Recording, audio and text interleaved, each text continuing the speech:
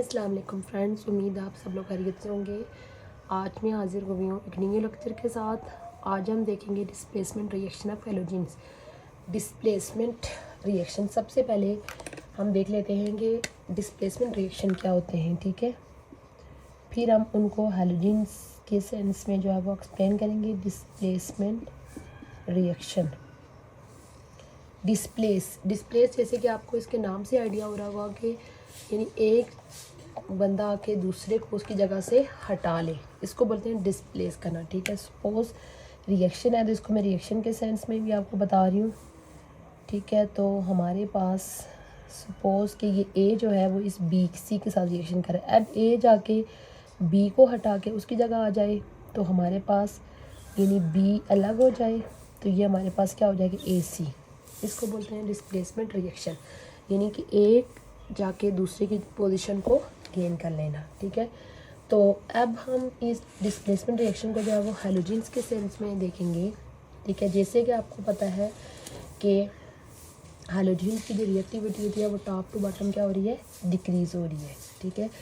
तो इसकी डेफिनेशन भी देख लेते हैं। A reaction in which one element take the position of another element and forms a new compound. अब आप देखेंगे जब ये दो एलिमेंट मिले हुए थे तो अलग कंपाउंड है, तो जब इसने इसकी पोजीशन ले ली है तो हमारे पास एक न्यू कंपाउंड बन गया, ठीक है। तो क्या इसकी डेफिनेशन होगी, ऐसा reaction in which one element displace the position of another element and form a new compound is known as a displacement reaction, ठीक है। उसके बाद दूसरी चीज़ जो आपने याद रखनी है कि जो हैलोजेंस की रिएक्टिविटी क्या हो रही है, टॉप टू बॉटम डिक्रीज हो रही है। Down the group decreases.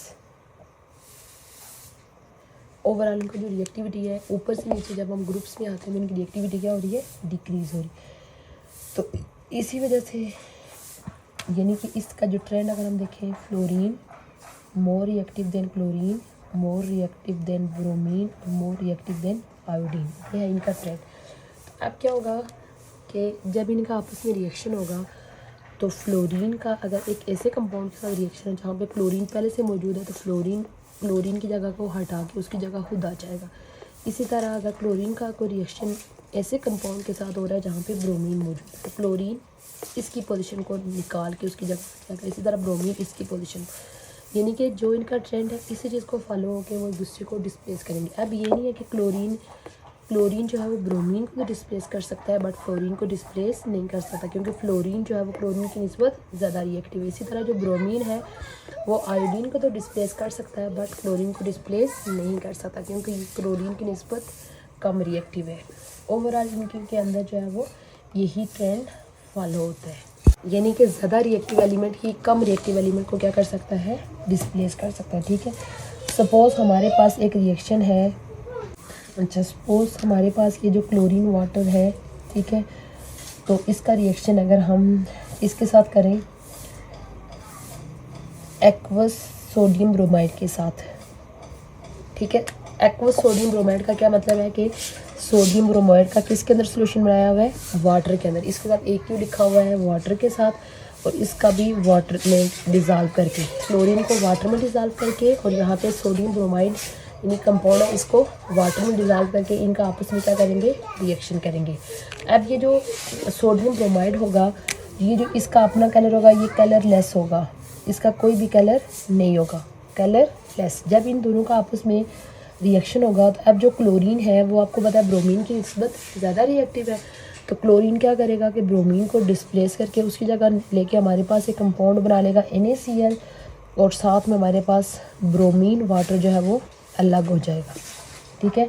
तो अब हमारे पास जो पहले जो सोल्यूशन था वो कलर लेस था, तो इधर हमारे पास सोल्यूशन क्या हो जाएगा, ब्राउन कलर का हो जाएगा, ब्राउन कलर, जो इस चीज़ का हमें आइडिया देगा कि यहाँ पे जो क्लोरीन है वो जाके उसने ब्रोमीन को क्या कर लिया है, डिस्प्लेस कर लिया, ठीक है। तो यहाँ पे यानी कि ये जो रेडिश ब्राउन कलर है ये किस वजह से आया है, यहाँ पे ये कौन सा रेडिश ब्राउन होगा, ब्राउन नहीं रेडिश ब्राउन, ठीक है। ये जो रेडिश ब्राउन कलर है ये किस वजह से आया, ब्रोमीन की वजह से, क्योंकि यहाँ पे ब्रोमीन इधर से सेपरेट हो गई है, ठीक है। उसकी निस्बत अगर हम ये रिएक्शन अगर हम इस तरीके से करें, ठीक है, यहाँ पे हम ब्रोमीन का वो सॉल्यूशन ले लें और इधर हम NaCl का रिएक्शन करवाएं, ठीक है। तो अब आप देखें कि ब्रोमीन जो है वो क्लोरीन को डिस्प्लेस नहीं कर सकती, यहाँ पे कोई रिएक्शन नहीं होगा, नो रिएक्शन। क्यों? क्योंकि क्लोरीन जो है वो उसकी निस्बत ज़्यादा रिएक्टिव है, तो ब्रोमीन जाके क्लोरीन को डिस्प्लेस करके उसकी पोजीशन नहीं ले सकती, ठीक है। आपको ये क्वेश्चन भी आ सकता है इस तरह से पेपर में कि why chlorine can displace bromine but bromine can not displace chlorine, ठीक है। फिर उसकी आप ये ट्रेंड वहाँ पे लिख के उसको रीज़न एक्सप्लेन कर सकते हैं, क्योंकि जो क्लोरीन है वो ब्रोमीन की निस्बत ज़्यादा रिएक्टिव है, इसी वजह से क्लोरीन किसी भी ब्रोमीन के कंपाउंड में से ब्रोमीन को हटा के उसकी पोजीशन को ले लेता है, ठीक है। लेकिन जो ब्रोमीन है वो लेस रिएक्टिव होने की वजह से क्लोरीन को डिस्प्लेस नहीं कर सकता, ठीक है। तो लेकिन जो है वो अगर ब्रोमीन का नेक्स्ट रिएक्शन कहीं आयोडीन के साथ करें तो आयोडीन को जो है वो डिस्प्लेस कर सकता है, लेकिन वो वापस ना तो क्लोरीन को कर सकता है और ना ही फ्लोरीन को कर सकता है। यानी कि ये जो डिस्प्लेस करने की मेन चीज़ है वो डिपेंड कर रही है उनकी रिएक्टिविटी के ऊपर कि कौन सा एलिमेंट दूसरे से कितना ज़्यादा रिएक्टिव है या कम रिएक्टिव है। तो ये तो हमने उनकी जो रिएक्टिविटी को डिस्कस किया कि किस तरीके से वो दूसरे को डिस्प्लेस कर रहे हैं। तो असल में ये जो केमिकल रिएक्शन होते हैं इनके अंदर होता क्या है कि ये जो हमारे पास कोई भी हैलोजन जब किसी दूसरे कंपाउंड के साथ रिएक्शन करता है तो असल में वो उस रिएक्शन के दौरान करता क्या है, वो इलेक्ट्रॉन को क्या करता है, गेन करता है, ठीक है। गेन इलेक्ट्रॉन को गेन करने की वजह से वो किस में कन्वर्ट हो जाता है, हैलाइड में कन्वर्ट हो जाता है। जैसे सपोज हमारे पास क्लोरीन है तो वो इलेक्ट्रॉन को गेन करके क्या बना लेगा, क्लोराइड बना लेगा, ठीक है। कोई जो भी हैलोजन है वो जब इलेक्ट्रॉन को गेन करेगा तो वो क्या बना लेगा, हैलाइड बना लेगा, ठीक है। तो इलेक्ट्रॉन को गेन करने की वजह से ये क्या कर रहे हैं, एक्ट कर रहे हैं as oxidising agent, act as oxidising agent, ठीक। आपको पता है कि जो ऑक्सीडाइजिंग एजेंट होता है वो खुद क्या होता है, रिड्यूस होता है। ये खुद रिड्यूस हो रहा है, रिड्यूस किस सेंस में हो रहा है, इलेक्ट्रॉन को गेन कर रहा है। और ऑक्सीडाइजिंग इसको एजेंट क्यों कह रहे हैं, क्योंकि दूसरों को ऑक्सीडाइज कर रहा है, दूसरों के अंदर से इलेक्ट्रॉन को रिमूव करवा रहा है, ठीक है। तो इसलिए याद रखें कि रिएक्शंस के दौरान हमारे पास जितने भी हैलोजन एलिमेंट्स हैं वो ऑक्सीडाइजिंग एजेंट के तौर पर काम करते हैं, ठीक है। लेकिन जो उनके हैलाइड्स आगे बनते हैं, यानी कि जैसे ये हैलोजन है तो उसका आगे जो हैलाइड बनेगा ये as a reducing agent act करता है, रिड्यूसिंग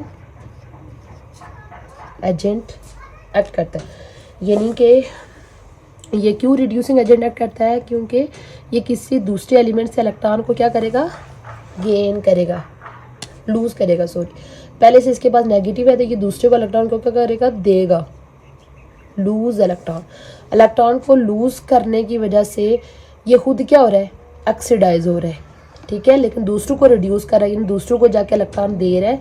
इसी वजह से जो हैलोजन एलिमेंट होता है वो ऑक्सीडाइजिंग एजेंट के तौर पर काम करता है इलेक्ट्रॉन को गेन करके, जबकि जो उसका हैलाइड बनता है वो आगे रिड्यूसिंग एजेंट के तौर पर काम करता है इलेक्ट्रॉन को लूज़ करके। अच्छा, उसके बाद ये जो हमारा इनका जो आपस में रिएक्शन हुआ है, क्लोरीन वाटर का सोडियम ब्रोमाइड के साथ रिएक्शन हुआ है, तो इस रिएक्शन में हमारे पास ये जो क्लोरीन है, ठीक है, ये वाला क्लोरीन ये हमारे पास क्या कर रहा है, ऑक्सीडाइजिंग एजेंट के तौर पर, ठीक है। ये किसके तौर पर, ऑक्सीडाइजिंग एजेंट के तौर पर, जबकि हमारे पास ये जो सोडियम ब्रोमाइड है ये किसके तौर पर काम कर रहा है, रिड्यूसिंग एजेंट के तौर पर, ठीक है। क्योंकि इसने इलेक्ट्रॉन को गेन किया है और इसने इलेक्ट्रॉन को क्या किया है, लूज़ किया है, ठीक है। तो इस तरीके से हमारे पास ये ऑक्सीडाइजिंग एजेंट और ये रिड्यूसिंग एजेंट के तौर पर काम करता है। और इन रिएक्शंस को आपको बताइए, हम पीछे भी बार बार पढ़ते आए हैं, इन रिएक्शंस को क्या बोला जाता है, रिडॉक्स रिएक्शन। तो रिडॉक्स रिएक्शंस के अंदर भी हमने पढ़ा था कि ये जितने भी हैलोजन्स होते हैं वो पावरफुल ऑक्सीडाइजिंग एजेंट के तौर पर एक्ट करते हैं। Halogens act as powerful oxidising agent, halogen act as powerful oxidising agent. ये क्यों पावरफुल ऑक्सीडाइजिंग एजेंट के तौर पर एक्ट करते हैं, ये चीज़ भी जो है वो मैं आपके सामने डिस्कस कर चुकी हूँ। लेकिन ये पावरफुल ऑक्सीडाइजिंग एजेंट के तौर पर तो एक्ट करते हैं, लेकिन ये जो इनकी ऑक्सीडाइजिंग पावर है ये टॉप टू बॉटम क्या हो रही होती है, डिक्रीज होती है, डिक्रीजेस टॉप टू बॉटम। यानी कि ये जो ऑक्सीडाइजिंग पावर है ओवरऑल तो ये है स्ट्रॉन्ग ऑक्सीडाइजिंग पावर होती है हैलोजेंस की, लेकिन ये जो इनकी पावर है ये टॉप टू बॉटम डिक्रीज़ होती है, क्योंकि ओवरऑल टॉप टू बॉटम इनकी रिएक्टिविटी इंक्रीज़ हो रही है, डिक्रीज़ हो रही है, ठीक है।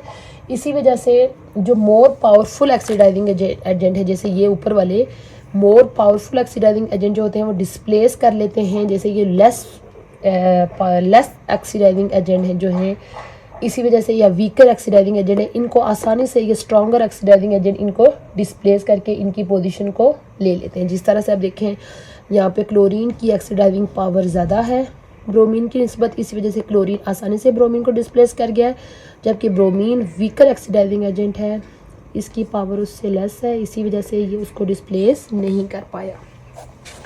ये था हमारा आज का लेक्चर, ठीक है। उम्मीद है आपको आज का लेक्चर अच्छा लगा होगा। आज के लेक्चर में जस्ट हमने हैलोजेंस के डिस्प्लेसमेंट रिएक्शन देखे। इस चीज़ को भी आप हैलोजेंस की प्रॉपर्टीज़ के अंदर एक्सप्लेन कर सकते हैं। हैलोजेंस की ये प्रॉपर्टी है जो कि उनकी रिएक्टिविटी के ऊपर डिपेंड करती है कि जितना ज़्यादा रिएक्टिव हैलोजन होगा उतना ज़्यादा वो दूसरों को डिस्प्लेस करके उनके पोजीशन को आसानी से ले सकता है। इसके लिए फिर आपने ये ट्रेंड याद रखना है कि top to bottom reactivity decrease हो रही है, और रिएक्टिविटी की डिक्रीज होने की वजह से हर ज़्यादा रिएक्टिव जो एलिमेंट है वो दूसरे को आसानी से डिस्प्लेस कर लेगा। और पहले बात आपको डिस्प्लेसमेंट रिएक्शन का बताना चाहिए कि डिस्प्लेसमेंट रिएक्शन होता क्या है कि एक एलिमेंट जाके दूसरे एलिमेंट को डिस्प्लेस करके उसकी पोजीशन लेके एक नया कंपाउंड बना लेता है, ठीक है। उसके अलावा फिर हमने इस लेक्चर में देखा कि जो हैलोजेंस होते हैं वो स्ट्रॉन्ग ऑक्सीडाइजिंग एजेंट होते हैं, ठीक है। इलेक्ट्रॉन को गेन करते हैं और दूसरों को ऑक्सीडाइज करते हैं, खुद रिड्यूस होते हैं, ठीक है। जबकि जो उनके हैलाइड्स बनते हैं वो स्ट्रॉन्ग रिड्यूसिंग एजेंट होते हैं, इलेक्ट्रॉन को लूज़ करते हैं, दूसरों को ऑक्सीडाइज कर लेते हैं, दूसरों को रिड्यूस कर लेते हैं, बट खुद क्या होते हैं, ऑक्सीडाइज होते हैं। ये था हमारा आज का लेक्चर। उम्मीद है आपको आज का लेक्चर अच्छा लगा होगा।